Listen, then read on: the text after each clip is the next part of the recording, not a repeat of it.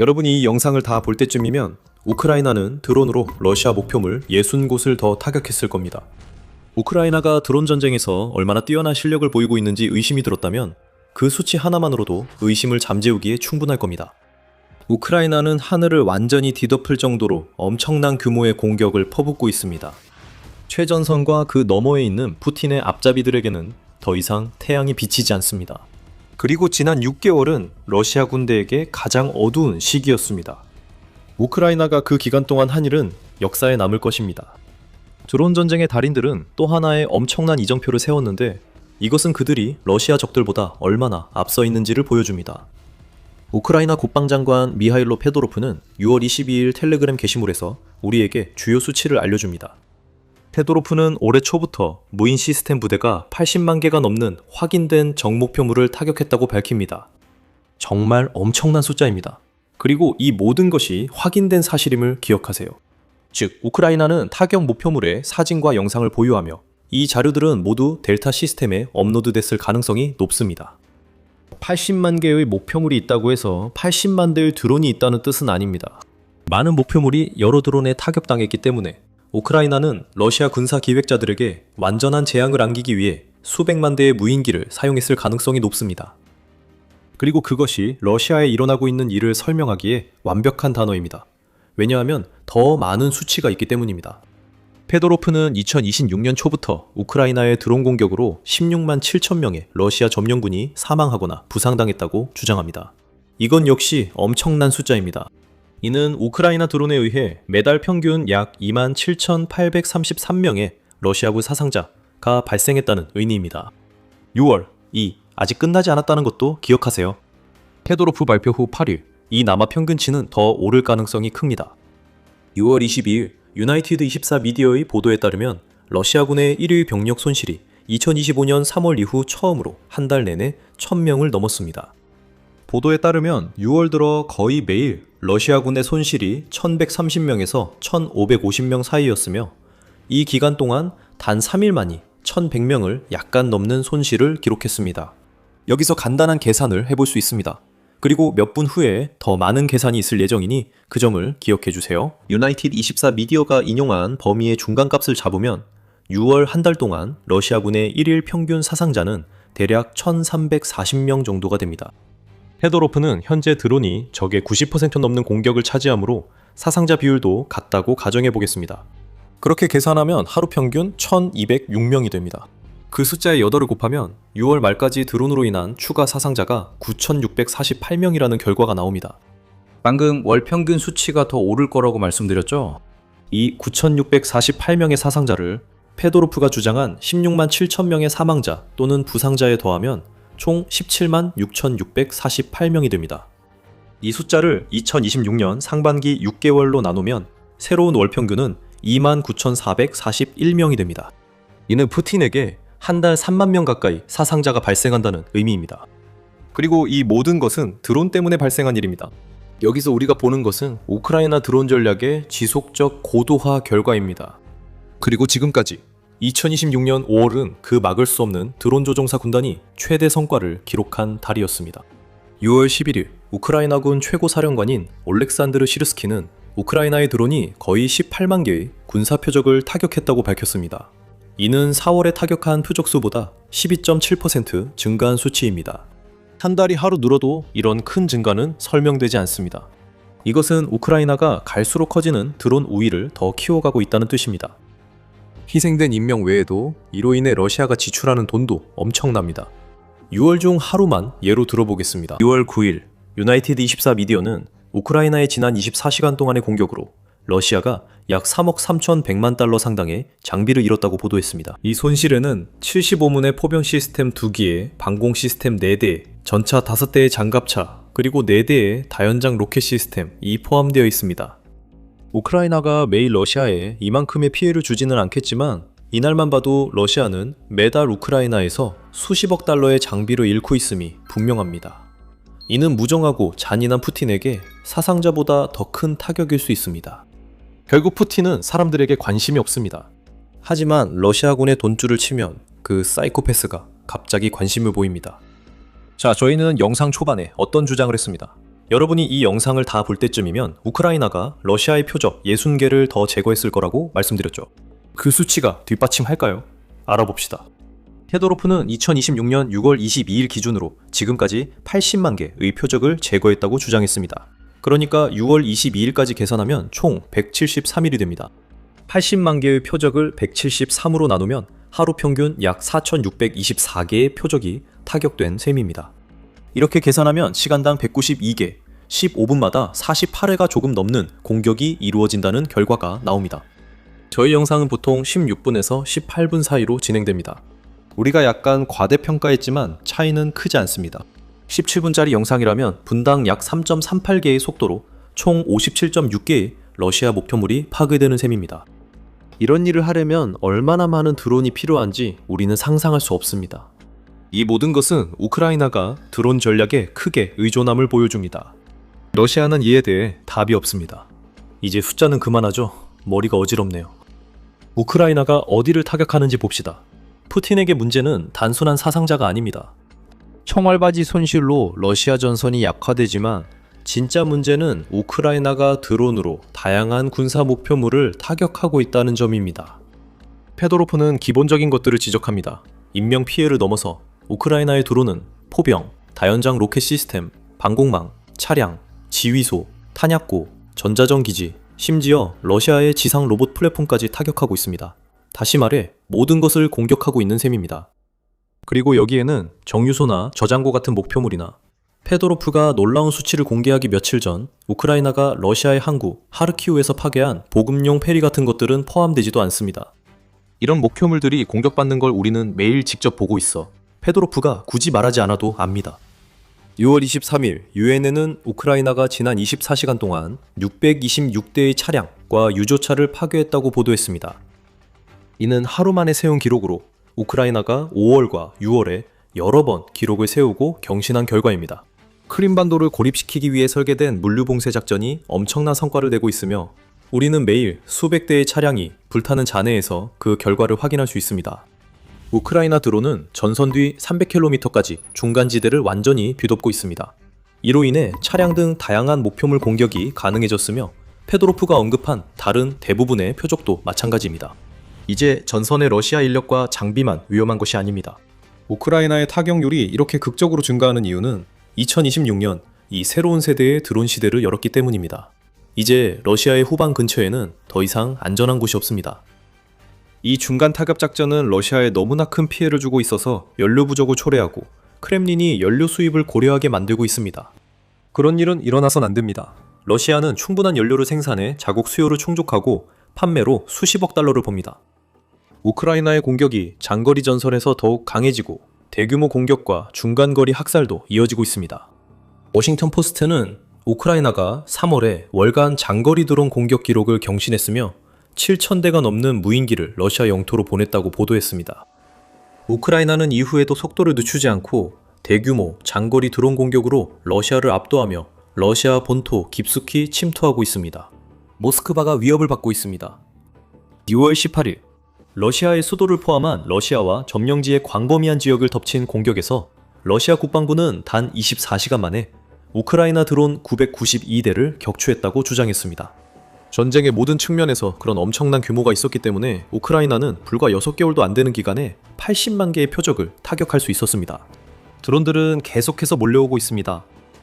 드론이 하늘을 뒤덮어 방공망을 혼란스럽게 해 러시아가 모두 막기 어렵게 만듭니다. 여기서 우리가 보는 것은 우크라이나의 드론 우위이며 국가가 타격하는 목표의 90% 이상 이 드론에 의해 제거되는 이유입니다. 이 모든 것이 계속될 수 있느냐가 가장 큰 질문입니다. 간단한 대답은 예입니다. 하지만 우리는 한 단어로 대답하는 것보다 훨씬 더 깊이 파고들 수 있습니다. 하지만 그 전에 이와 같은 내용이 더 많이 준비되어 있습니다. 더 밀리터리 쇼에서 가치를 얻고 계시다면 구독 버튼을 누르고 바로 영상으로 돌아가세요. 지속성은 두 가지로 볼 수 있습니다. 드론 수량을 유지해 페도로프가 보고한 수준의 표적 타격수를 계속 유지하거나 그보다 더 늘리는 것입니다. 두 번째 관점부터 시작하겠습니다. 우크라이나가 결과를 지속할 수 있는 몇 가지 이유가 있습니다. 첫 번째는 2포인트 시스템입니다. 페도롭는 우크라이나 드론 조종사들이 이 시스템으로 2포인트를 받아 브레이브원 마켓에서 드론, 장비, 부품, 소화기 등과 교환할 수 있다고 언급합니다. 이 시스템에는 이러한 인센티브와 함께 리더보드도 포함되어 있어 우크라이나가 드론을 사용해 러시아를 타격하는 전체 과정을 어느 정도 게임화하고 있습니다. 또한 이 시스템은 우크라이나의 어떤 부대가 드론을 효과적으로 사용하는지, 어떤 드론에 투자해야 하는지도 알려줍니다. 페도로프는 이를 지적하며 이렇게 말했습니다. 이 포인트 시스템 덕분에 우리는 어떤 기술과 부대가 최고의 성과를 내고 있는지 볼 수 있고, 이러한 솔루션을 군 전체에 빠르게 확장할 수 있습니다. 국방 지도자들에 따르면 우크라이나 드론 부대의 약 95%가 이 프로그램에 참여하며 러시아 표적을 더 많이 타격하려 경쟁 중입니다. 그리고 전쟁을 마치 비디오 게임의 점수 경쟁 모드처럼 만드는 것이 비인간화된다는 점에서 우려할 만한 주장들이 있지만, 그것이 우크라이나가 실제로 성과를 내고 있다는 사실을 바꾸지는 않습니다. 그 어느 때보다 더 많은 표적이 타격받고 있으며 우크라이나는 효과적인 드론과 비효과적인 드론을 더 잘 파악하고 있습니다. 우크라이나는 이 플랫폼으로 각 부대가 임무에 맞는 드론을 효과적으로 사용하도록 유도할 수 있게 됐습니다. 이것은 명확한 목적을 가진 인센티브 제공입니다. 이제 시스템이 구축되어 우크라이나는 이를 벗어나지 않을 것입니다. 결과는 모두가 볼 수 있습니다. 지금까지 해온 일을 더 강화할 것입니다. 이는 물류봉쇄 프로그램에서 볼 수 있습니다. 우크라이나 국방부는 해당 프로그램에 배정된 자금이 이 포인트 시스템을 통해 분배될 것이며, 수령자는 러시아의 물류에 타격을 주는 공격을 전문으로 하는 팀들이 될 것이라고 밝혔습니다. 이것은 기본적으로 우크라이나가 당신들이 이 분야에 능하니 더 많이 할 수 있도록 더 많은 자금을 지원하겠다고 말하는 것입니다. 이는 군인들이 자신의 강점을 최대한 발휘하고 전장에서 최고의 효율을 달성할 수 있도록 하는 매우 효과적인 방법입니다. 우크라이나가 만든 러시아의 문제로 효율성이 더욱 높아져 우크라이나의 지속적인 공격에도 도움이 됩니다. 러시아 방공망이 심각한 상황입니다. 페도로프는 우크라이나 드론이 이를 표적으로 한다고 보고했으나 자세한 내용은 언급하지 않았습니다. 그래서 저희가 자세히 다루겠습니다. 2025년부터 2026년에 걸쳐 우크라이나는 러시아 전역과 점령지에서 귀중한 방공망을 파괴해왔습니다. 우크라이나는 러시아가 제재와 공급 문제로 새로운 시스템과 레이더 제작에 어려움을 겪는다는 것을 알고 있습니다. 방공 시스템이 파괴될 때마다 활용할 빈틈이 생깁니다. 키우 인디펜던트에 따르면 2025년 6월부터 2026년 3월 초까지 우크라이나는 방공 시스템을 대상으로 492회의 공격을 감행했습니다. 3월에 대해 말하자면 UKRI 인폼에 따르면 러시아 방공망에 참혹한 시기였으며 우크라이나가 한 달 만에 지대공 미사일 시스템 39기와 레이더 15기를 파괴했습니다. 우크라이나는 조금씩 러시아의 방공망을 무너뜨려 왔고, 그 결과 중장거리 드론 공격의 성공률이 더 높아졌습니다. 디펜스 블로그에 따르면 제작비가 수천 달러에 불과한 드론들이 이제 러시아 방공망을 우회하거나 아예 방공망을 만나지 않고 우크라이나의 심층 타격 작전에서 20-30%의 침투율을 기록하고 있다고 합니다. 그 수치는 지금까지보다 더 높아졌으며 러시아의 방공망이 얼마나 약화되었는지를 보여줍니다. 이 포인트 시스템처럼 이 전략도 자기 강화 구조입니다. 우크라이나가 방공 시스템에 대한 공격을 더 장려할수록 다른 목표물도 더 많이 타격할 수 있습니다. 러시아가 취약해진 지역을 방어하기 위해 방공 시스템을 이동시킨다 해도 그것은 단지 다른 지역을 약화시키는 것일 뿐입니다. 우크라이나가 공격을 늘릴수록 문제가 심각해져 러시아가 벗어날 수 없는 악순환이 생깁니다. 마지막으로 공격 성공률 유지에서 중요한 것은 우크라이나 자체입니다. 지난 몇 달 동안 우크라이나의 전략은 정말 훌륭했습니다. 이처럼 목표물 타격수가 높은 주요 원인은 우크라이나가 중간 지점 타격의 효과를 인식했기 때문입니다. 그게 물류봉쇄 프로그램의 핵심입니다. 우크라이나는 러시아가 드론에 취약할 것이라 예상치 못한 목표를 신형 드론으로 타격하고 있습니다. 따라서 그런 목표물들이 충분히 방어되지 않아 우크라이나의 성공률이 더 높아지고 있습니다. 이 전략에서 우리가 보는 것은 우크라이나 전쟁의 마지막에 일어난 반전이며, 이것이 우크라이나에게 엄청난 추진력을 안겨주었습니다. 우크라이나는 이제 전선의 살상구역을 커버하는 다층 드론 전략을 갖추고 있으며, 그 구역에는 FPV 드론이 가득 배치되어 있습니다. 이는 올해 상반기 우크라이나 사상자의 대부분을 차지한 것으로 보입니다. 드론에 의한 중간 타격과 우크라이나가 러시아 전쟁 기계를 내부에서 붕괴시키려는 심층 타격이 있습니다. 이 모든 것을 종합하면 후방 또는 전방 부대의 조율과 유지 능력 부족으로 러시아의 전면 공격이 약해집니다. 러시아가 약해질수록 우크라이나에 대한 압박이 완화되고, 이는 드론 공격을 위한 더 많은 시간과 기회를 만들어냅니다. 다시 말하지만 이것은 하나의 순환입니다. 러시아가 자주 타격당할수록 재공격이 더 쉬워집니다. 현재 러시아 군대는 펀치에 취한 복서처럼 방어도 못하고 계속 얻어맞으며 비틀거립니다.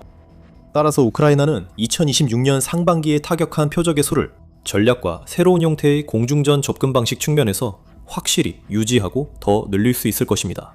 그러나 이는 물량 유지에 달려 있습니다. 우크라이나가 그렇게 할 수 있을까요? 2026년까지의 모습을 보면 답은 확실히 예입니다. 그리고 그 이상입니다. 6월 16일 리가의 보도에 따르면 우크라이나 대통령 볼로디미르 젤렌스키는 주요 7개국 정상회의 현장에서 우크라이나가 2026년 말까지 1000만 대의 드론을 생산할 계획이라고 밝혔습니다. 미가 보도에 따르면 이는 2025년 우크라이나가 생산한 400만 대 드론보다 훨씬 큰 발전입니다. 참고로 400만 대는 같은 해 미국 생산량의 40배입니다. 젤렌스키 대통령은 우크라이나 드론 로봇 산업에 500개 기업이 운영 중이라고 밝혔습니다. 그리고 러시아 입장에서는 훨씬 더 우려스러운 점이 있는데 우크라이나 대통령은 필요하다면 자금만 확보된다면 우크라이나가 연간 2천만 대의 드론 생산도 가능하다고 말했습니다. 이런 수치를 보면 생산량은 전혀 문제가 되지 않으며 이것이 2026년 상반기에 우크라이나가 80만 개의 목표물을 타격할 수 있었던 이유를 잘 설명해 줍니다. 또한 우크라이나는 드론 외교에서도 점점 더 노련해지고 있습니다. 우크라이나는 드론 기술의 이해와 개발에 있어서 전 세계에서 선두주자라는 사실을 잘 알고 있습니다. 서방 세계의 모든 사람들이 우크라이나가 가진 것을 원하고 있습니다. 그래서 우크라이나가 드론 딜 이니셔티브와 같은 것들을 추진할 수 있는 것입니다. 우크라이나와 전 세계 파트너들 간의 통합을 돕고 우크라이나의 장기 방위 자금 조달을 확보하기 위해 설계된 이 프로그램에는 현재 27개 회원국이 있으며 그중 15개국은 나토 회원국입니다. 우크라이나는 이미 많은 것을 만들고 있고 더 만들 체계도 갖추고 있습니다. 러시아도 따라잡으려 합니다. 모스크바 타임즈에 따르면 러시아는 2026년까지 730만 대의 FPV 드론과 수천 대의 장거리 드론 생산을 목표로 합니다. 하지만 러시아는 드론의 양이나 질면에서 우크라이나 수준에 미치지 못합니다. 우크라이나 뉴스에 따르면 시르스키는 우크라이나가 여러 전선에서 FPV 드론 1.5대 1 우위를 주장합니다. 우리는 이제 우크라이나가 중장거리 측면에서도 러시아와 대등하게 맞서 싸우는 모습을 보기 시작하고 있습니다. 러시아는 여전히 우크라이나보다 뒤처져 있고 우크라이나는 푸틴 군대가 계속 뒤처지게 모든 노력을 하고 있습니다. 2026년 상반기에 80만 개 목표물을 타격했다는 건 무슨 의미일까요? 이것은 절정이 아니며 우크라이나는 아직 정점에 이르지 않았습니다. 지금은 경고 사격일 뿐입니다. 우크라이나는 러시아에게 자신들이 얼마나 많은 목표물을 타격했는지 알리고 있습니다. 이는 푸틴에게 앞으로 러시아의 상황이 더 나빠질 것임을 깨닫게 하려는 것입니다. 우크라이나는 전략이 있습니다. 생산량도 있습니다. 그리고 협력 파트너들도 있습니다. 그리고 우크라이나는 이를 바탕으로 80만 건을 드론 전략의 정점이 아닌 이정표로 만들 수 있습니다. 훨씬 더 많은 것이 올 것입니다. 6개월 후 다시 확인해보세요. 2026년 하반기엔 우크라이나가 100만 개의 목표물을 타격했다는 소식을 전할 것 같은 예감이 듭니다. 또한 러시아는 그 암울한 이정표를 기다리면서 다른 문제도 해결해야 합니다. 마하3 살인 연필입니다. 미친 소리처럼 들리죠? 그것들이 무엇이며 우크라이나가 그것들을 어떻게 사용해 러시아의 공중 전략을 방해하는지 저희 영상을 통해 확인하실 수 있습니다. 재밌게 보셨다면 구독 부탁드리며 더 미리테리 쇼에 매일 올라오는 더 많은 영상을 기대해주세요. 감사합니다.